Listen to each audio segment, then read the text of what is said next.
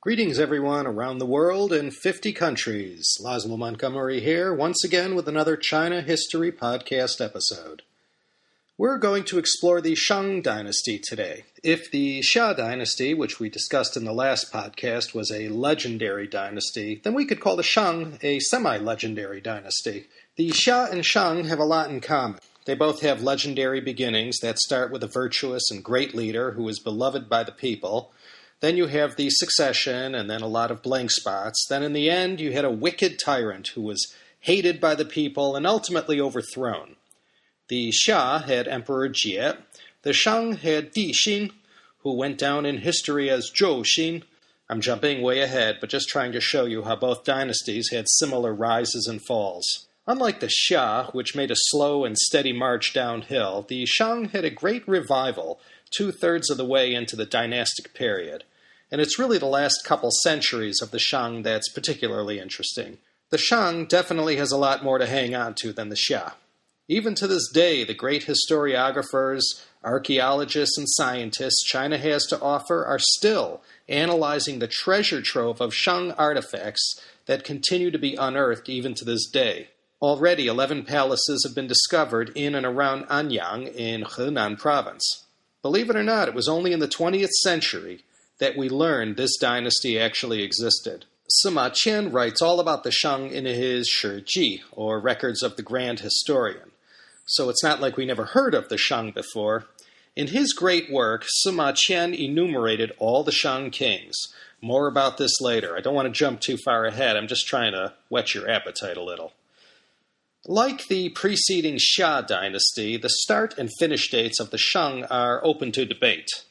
In 1996, the China government launched the Xia Shang Zhou Duandai Gongcheng, or a chronology report on the Xia Shang Zhou, to set down a more accurate timestamping for these first three Bronze Age dynasties. In November 2000, the results were announced, and they pegged the Xia at 2070 BC to 1600 BC, and the Shang was split up from 1600 to 1300 BC for the early Shang, and 1300 to 1046 BC for the late Shang. The Zhou, which we will discuss next in another podcast, ran from 1046 to 771 BC.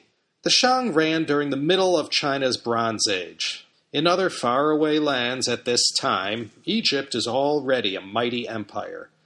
It was the period of the great 18th dynasty, the most famous in ancient Egyptian history.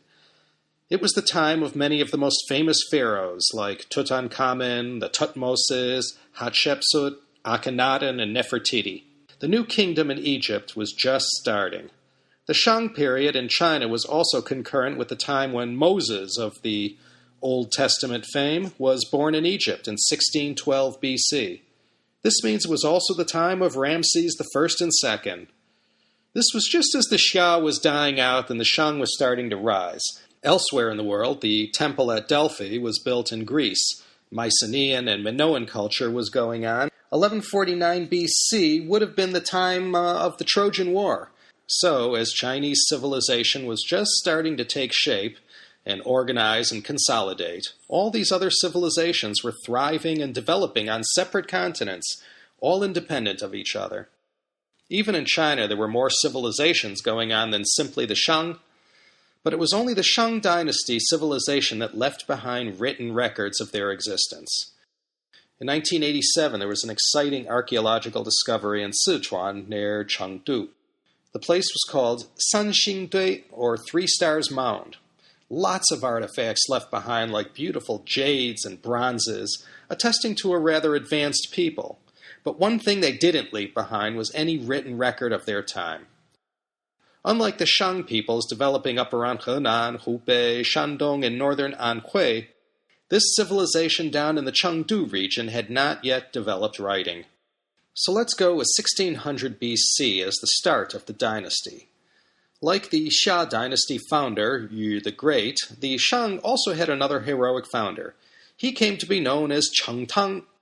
He was named Zilü. His ancestor Qi had helped Yu the Great tame the Yellow River floods way back when, and his family was given the land of Shang as a reward. Now, the time of Chengteng was already 14 generations later, and by this time, the Shang was already a rather powerful state in its own right. As I mentioned in the last podcast, Chengteng defeated the wicked and evil Emperor Jie at the Battle of Mingtiao. Chengteng founded the dynasty, and drought strikes immediately.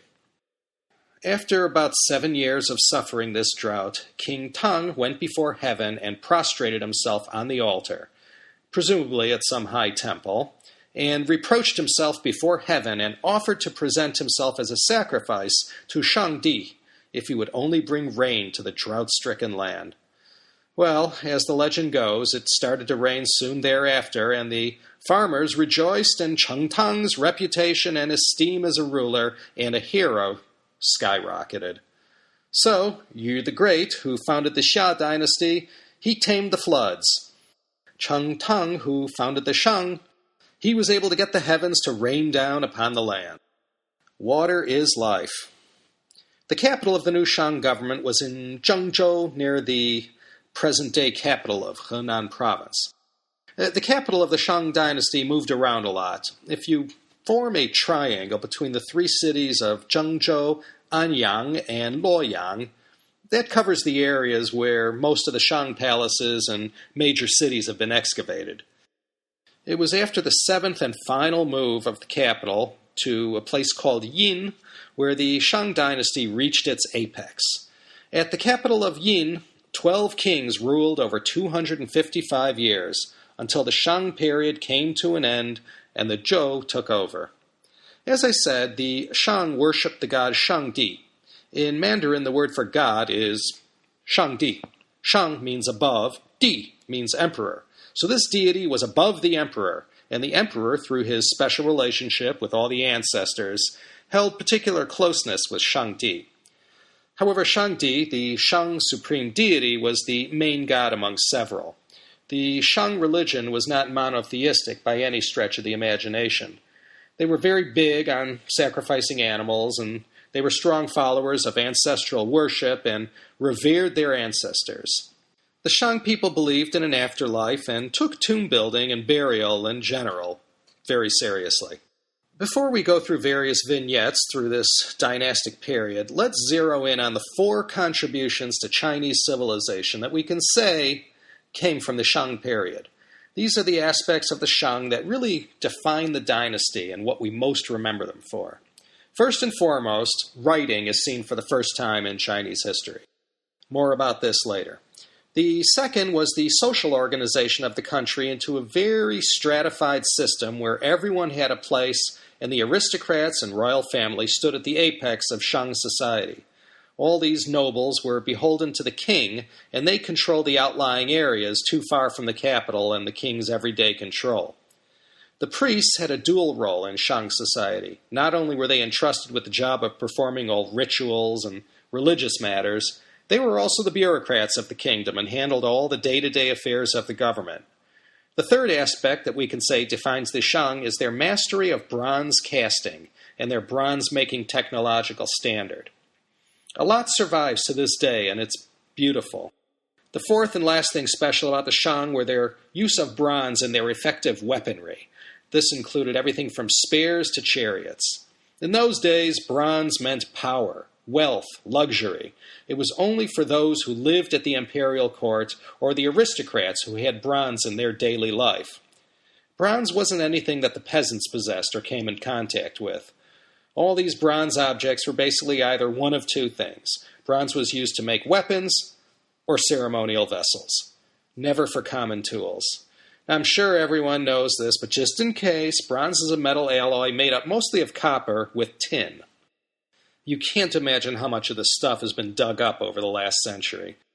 In the final years of the Shang, especially during the Yin Shang period, important events and records were inscribed or cast in bronze ceremonial objects. The Shang people, because of their superior bronze-making technology, were able to make more effective weapons like spears, compound bows, and better horse-drawn chariots. This made them the conquerors to beat of their time.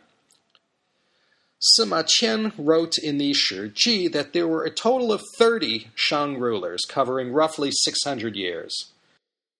Court officials belonged to a hereditary class of aristocrats. The core of the dynasty was located in the northern part of Henan. The crops of those days were millet, wheat, and barley. Remember, the rice-growing region of China is in the south. These ancient dynasties were all developing in the north. In China, even still today, wheat is eaten in the north, it's rice in the south. I mean, everybody eats everything, but as a general rule, you'll see more people eating breads and noodles in the north than in the south. The Shang used the lunar calendar, or Yueli, to date all the events of their time. Believe it or not, this same lunar calendar was used in China all the way up to the last century. They also developed a 12-month calendar with 365 and a quarter days. All around the world, the great civilizations developing pretty much all figured that one out. Can you imagine, though, being the first person 4, 5, maybe 6,000 years ago, actually keeping track day to day over a period of 365 days, 4 years, and being the first to understand the concept of a single year and a leap year? In addition to this, the Shang also developed the decimal system and had already begun to develop sophistication with math and science. Well, let's get right into the whole bangers and mash here as far as the Shang is concerned. If you could say anything about the ancient Chinese who developed during the Shang period, these were the people who gave us Chinese characters.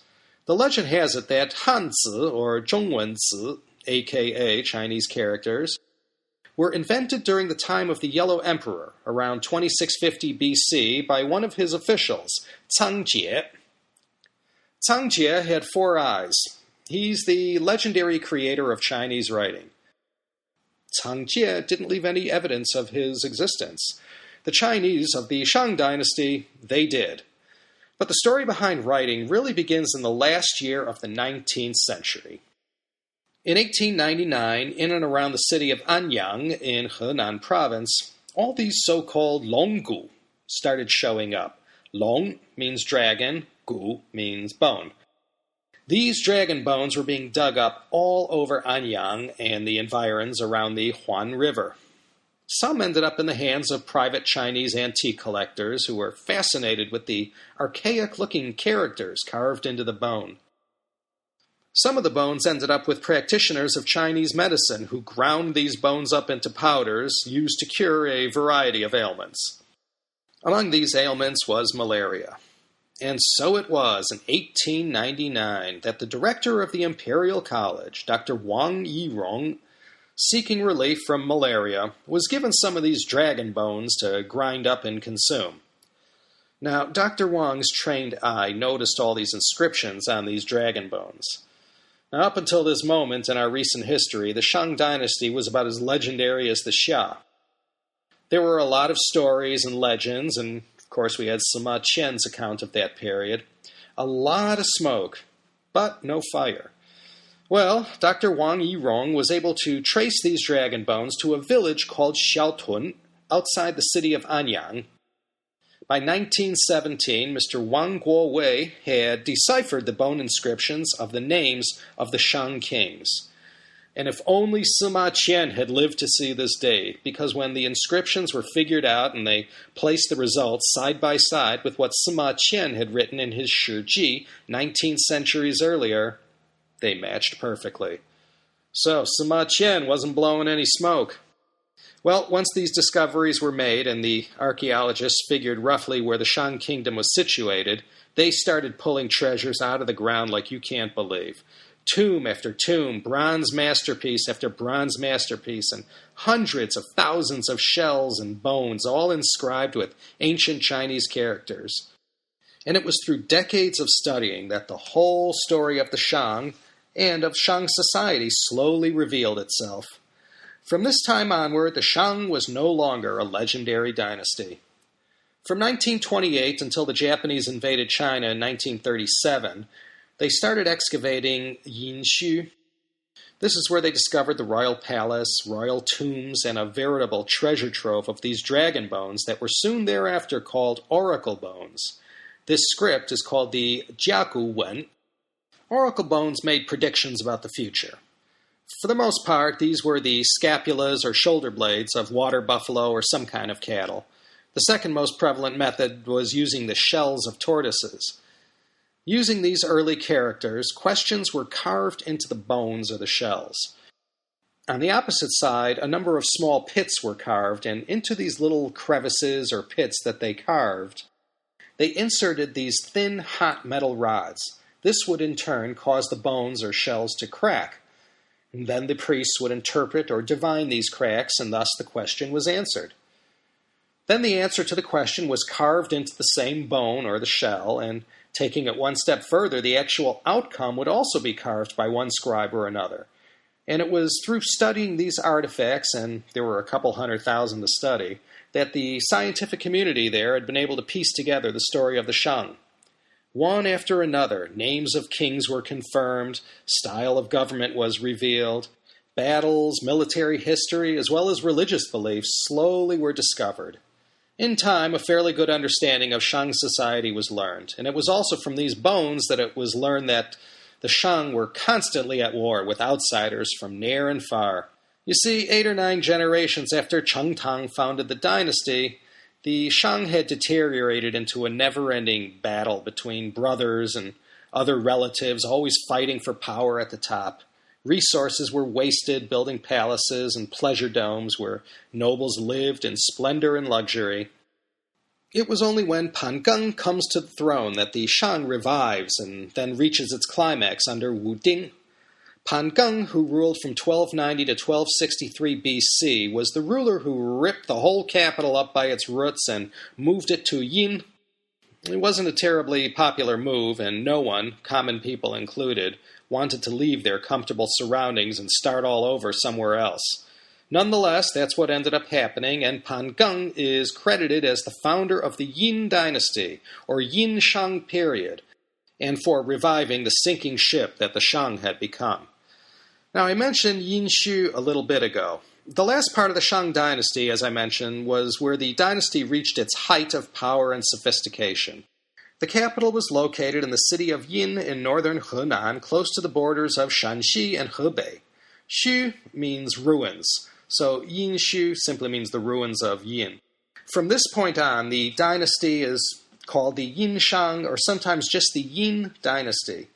From Yin, 12 kings ruled for another 255 years. All of these artifacts being pulled from the ground came from the Yin period. We're somewhere near the beginning of the 14th century BC now. The Shang is in its golden age. One of the best preserved sites at Yinshu is the tomb of Fu Hao, or Lady Hao. Lady Hao was the wife of King Wu Ding, where the Yin Shang reached its greatest heights. Lady Hao was not only wife of the king, she was a great military leader in her own right and led successful campaigns against some of the Shang's enemies. Her tomb was discovered in the tumultuous year in China of 1976. 1976 will always go down in China as a banner year. First of all, Premier Zhou Enlai died. Then Zhu De, one of the great military heroes and founding fathers. Zhu's death was followed in the same month by the massive 23 seconds, 7.8 on the Richter scale, Tangshan earthquake that killed over 250,000 inhabitants. Then Chairman Mao died, and the whole power grab then ensued. Amidst all this, in the winter of 1976, the Fu Hao Mu was discovered. Mu means tomb in this case. So the Fu Hao tomb was discovered. Now, like King Tut in Egypt, Fu Hao's tomb had been discovered undisturbed. So for almost 28 centuries, the tomb's hidden location had eluded grave robbers. It was opened to the public as an exhibit in 1999 at the Yinshu Museum in Anyang. It's definitely on my list of places to go. The great Bronze Age queen Fu Hao's tomb had been dated to about 1200 BC, and it was positively identified as Fu Hao's tomb by all the bronze inscriptions, or Jinwen, as all these bronze inscriptions were called. Buried with this great queen and military leader were all kinds of jade and carved bone objects, things like arrowheads, hairpins, and other ornamental objects. There was a massive cache of bronze artifacts like weapons, bells, knives, mirrors, statues of animals, real and mythical. They also uncovered stone objects, art made from ivory, and even 6,900 pieces of the coin of the realm at the time, cowrie shells. found in the burial chamber of Queen Fu Hao were the skeletal remains of 6 dogs and 16 humans, presumably slaves. It was already known at the time, however, that the Shang period saw a degree of human sacrifices. The Oracle Bones uncovered at the site revealed that Fu Hao was the greatest military leader of her time. As I said, she was the wife of the 21st Shang Emperor Wu Ding. He led the Yin Shang Dynasty at its peak. And as I said, the Yin period of the Shang was the high point of the entire Shang Dynasty. Before we finish up the Shang and the evil and wicked last emperor, let's look at Shang writing. Chinese characters first appear during this dynasty in both oracle bones and in these bronze ritual vessels. If anything was committed to paper or some other organic substrate, they've long disappeared. There's been anywhere from 3,000 to 5,000 characters that have been cataloged from all the findings by archaeologists. Having this ability to communicate and record information in writing gave the Shang rulers a very enhanced ability to rule. It really allowed the central authority to spread his wings out a little wider and directly control farther areas of the kingdom. Anyways, the amazing thing about this early Shang writing is that written Chinese today basically uses the same system they came up with over 2,000 years ago. The system of writing that uses a radical to give the character a general meaning or classification, joined together with a phonetic symbol of some sort to indicate a sound, is still used today. And the amazing thing about Chinese characters, ancient and modern, is that they're similar to Arabic numerals in that no matter how you pronounce them, the meaning is always the same. So Chinese writing first starts appearing between 1500 to 1200 BC. Writing was already in use for about 1,000 years in the Indus River Valley civilization, and for almost 1,000 years before that by the Egyptians. It was the Mesopotamian civilizations that were the earliest. Writing appeared in ancient Sumer as early as 3200 BC, a good 2,000 years before the Shang Oracle Bones. As I mentioned, the Shang wasn't the only civilization thriving in China proper. I mentioned Sanxingdui in Sichuan as a good example, but only the Shang left this cornucopia of written records of their existence and of their very structured and strictly layered society. Well, all good things have to come to an end, and indeed, it came to a smashing and violent conclusion for the Shang. Like the Xia before them, this dynasty also suffered from a tyrant who was remembered in infamy. The Xia had Emperor Jie. The Shang, they had Emperor Zhou, born Di Xin. Other than being credited as the creator of chopsticks, this Emperor Zhou Xin went down in history as the worst king of all time. It's said that his name, Zhou, that's fourth tone, was a pejorative name given to him to show disrespect. The Zhou was part of a saddle that was near the horse's rump or underside, and its main role was to keep the saddle from sliding forward. Anyways, its strategic location right under or near the horse's poop chute made it the likeliest part of the saddle to become soiled. So you can imagine how much they liked this guy if they gave him a name like that. But like Caligula, who was to follow him almost 100 centuries later, Di Xin started off good. He supposedly had this amazing strength and was just a mountain of a man, capable of all kinds of amazing feats. It seemed behind every tyrannical ruler, there was always some evil woman behind the scenes egging him on to do the most outrageous things. And this last Shang emperor was no exception. In his case, it was the evil Daji, whose greatest pleasure was to watch the painful suffering of others. Now, Di Xin or Zhou Xin, either way, he did a lot of outrageous things on his own and at the behest of his sadistic wife. There was a book written during the Ming Dynasty, one of the later dynasties in China, that chronicles the period of the fall of the Shang. The book goes into all kinds of detail about Zhou Xin's exploits. It's called the Fengshan Yan Yi, the Creation of the Gods.